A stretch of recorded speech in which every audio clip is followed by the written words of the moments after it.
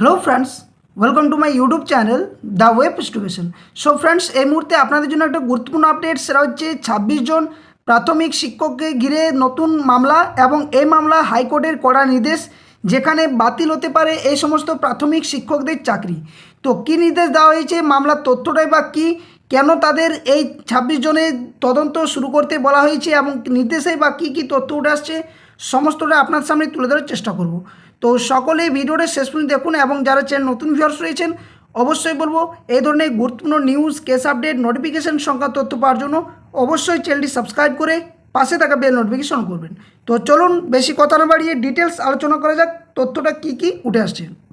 তো দেখুন, এটা হচ্ছে government of West Bengal school education ডিপার্টমেন্টের তরফ থেকে, যেটা ল ব্রাঞ্চ, সেই ল ব্রাঞ্চের তরফ থেকে নোটিফিকেশনটা জারি করা হয়েছে। এটা কিন্তু গত 25/5/2026 কিন্তু নোটিফিকেশন সার্কুলেটেড হয়েছিল এবং 1/6/2026 তারিখে এটা কিন্তু প্রেরণ করা হয়েছে।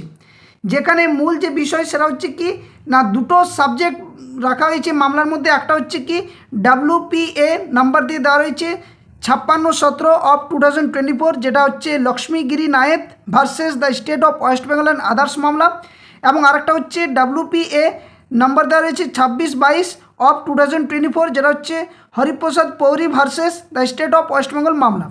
এখানে অর্ডার কী দেওয়া হয়েছে না, অর্ডারের ভিত্তিতে রেফারেন্সে রাখা হয়েছে যে 8/1/2025 যে অনারেবল কলকাতা হাইকোর্ট যে অর্ডার দিয়েছিল, তার ভিত্তিতে এই সমস্ত শিক্ষকদের যে ডিটেলস, সেই তথ্য কিন্তু যাচাইকরণ করতে বলা হয়েছে এবং তাদের যে চাকরির বিষয়ে বা তাদের যে বিভিন্ন যে ডকুমেন্টস, সেই ভেরিফাইয়ের বিষয়ে তথ্য উঠে আসছে। তো কী কী বলা রয়েছে একদম ডিটেলস আপনার সামনে বাংলাতে তুলে ধরবো। মামলাটার প্রেক্ষাপটে বা কী, কেন স্কুল শিক্ষা দপ্তর থেকে এই ল রেগুলেশন যে মামলা সেটা কিন্তু উঠে আসছে এবং এই নোটিফিকেশনে প্রেরণ করা হয়েছে। তো চলুন ডিটেলস দেখা যাক। তো দেখুন, প্রথমত মামলাটার যে বিষয়টা সেটা একটু জেনে নেওয়া যাক। একটা বললাম যে লক্ষ্মীগিরি নায়েত ভার্সেস পশ্চিমবঙ্গ সরকার অন্যান্য, আর একটা হচ্ছে হরপ্রসাদ পারুই বনাম পশ্চিমবঙ্গ সরকার ও অন্যান্য। এই দুটি মামলা দক্ষিণ 24 পরগনা জেলার প্রাথমিক বিদ্যালয় সংসদ ডিপিএসসি থেকে 2009 সালের প্রাথমিক শিক্ষক নিয়োগ সংক্রান্ত মামলাগুলো রয়েছে। যেখানে অভিযোগ কী ছিল না, নিয়োগের সময় যাচাই করে দেখা যায় যে এই 26 জন প্রার্থী এক্সামটেড ক্যাটাগরি অর্থাৎ ইসি কোটায় চাকরি পেয়েছিলেন এবং যেগুলো ভুয়ো এমপ্লয়মেন্ট এক্সচেঞ্জ রেজিস্ট্রেশন কার্ড ব্যবহার করে তারা চাকরিটা পেয়েছিল। ফলে কি হয় না, তাদের নিয়োগ বাতিল বা টার্মিনেট করা হয়েছিল সেই মুহূর্তে। তো এই নিয়েই যে তথ্য সেখানে বলা হচ্ছে যে লক্ষ্মীগিরি নায়েক এবং হরপ্রসাদ যে পারুই, ওই যে 26 জন যে মামলার সাথে যুক্ত ছিল, সেই 26 জনের মধ্যেই ছিলেন এবং তারা চাকরি বাতিলের বিরুদ্ধে কিন্তু হাইকোর্টে মামলা করেন। 2024-25 সালে মামলাটি কী ঘটে না, এখানে বিচারপতি বিশ্বজিৎ বসুর বেঞ্চে শুনানির সময় আদালত লক্ষ্য করে যে ভুয়ো নথি ব্যবহার করে সরকারি চাকরি নেওয়ার অভিযোগ অত্যন্ত গুরুতর, তাই আদালত ডিপিএসসি চেয়ারম্যানকে ওই 26 জনের বিরুদ্ধে ফৌজদারি অভিযোগ বা ক্রিমিনাল কমপ্লেন্ট যে দায়ের, সেটা কিন্তু করার নির্দেশ দেওয়া হয়েছিল সেই মুহূর্তে কলকাতা হাইকোর্টের বিচারপতি বিশ্বজিৎ বসুর বেঞ্চে। পরবর্তীতে মামলাটি কী আসে না, এক্ষেত্রে 18 ডিসেম্বর 2024 তারিখে অভিযোগ আবারও দায়ের করা হয়। যেখানে মূল যে তথ্য সেখানে উঠে আসছে কি না, ডায়মন্ড হারবার থানায় কেস নাম্বার যেটা 517/2024 রুজু হয় এবং তার ভিত্তিতে কী হয় না, আদালত সিআইডিকে তদন্তভার গ্রহণের কিন্তু নির্দেশ দেওয়া হয়েছিল। সিআইডি কী করে না, তদন্তের অগ্রগতি রিপোর্ট আদালতে জমা দিতে বলা হয়েছিল সিআইডিকে।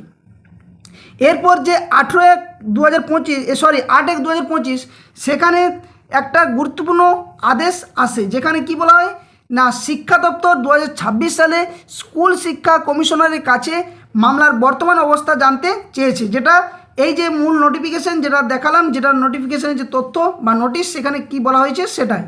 তো যেখানে বলা হচ্ছে সিআইডি তদন্ত কোথায় পৌঁছেছে জানতে চেয়েছেন স্কুল শিক্ষা দপ্তর তরফ থেকে, এবং তাছাড়া এই 26 জনের বিরুদ্ধে কি ব্যবস্থা নেওয়া হয়েছে এবং আদালতের নির্দেশ বাস্তবায়নের অগ্রগতি বা কী রয়েছে, এই সমস্ত তথ্যগুলো কিন্তু চাওয়া হয়েছে যে মূল নোটিফিকেশনে এটা বার হয়েছে সেখানে।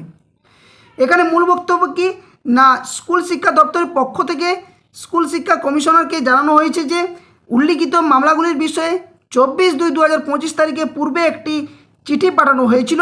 হাইকোর্টের 8/1/2025 তারিখের নির্দেশের পরিপ্রেক্ষিতে বর্তমানে মামলার সর্বশেষ অবস্থা জানতে অনুরোধ করা হয়েছে। অর্থাৎ কি না, এই যে শিক্ষা দপ্তর জানতে চেয়েছে সেখানে মামলাগুলি বর্তমান অগ্রগতি কোথায় রয়েছে, আদালতের নির্দেশ কতটা কার্যকর হয়েছে এবং প্রশাসনিক কী পদক্ষেপ নেওয়া হয়েছে। তো এই কপিগুলো প্রেরণ করা হয়েছে কোথায় না, তথ্য এবং প্রয়োজনীয় ব্যবস্থা গ্রহণের জন্য পাঠানো হয়েছে, যেখানে সকল জেলা প্রাথমিক বিদ্যালয় সংসদের যে চেয়ারম্যানদের তাদের কাছে এবং সকল জেলা বিদ্যালয় পরিদর্শক অর্থাৎ প্রাথমিক শিক্ষা যে পরিদর্শকগুলো রয়েছেন ওনাদের কাছেও কিন্তু এই তথ্যটা চাওয়া হয়েছে এবং প্রেরণ করা হয়েছে।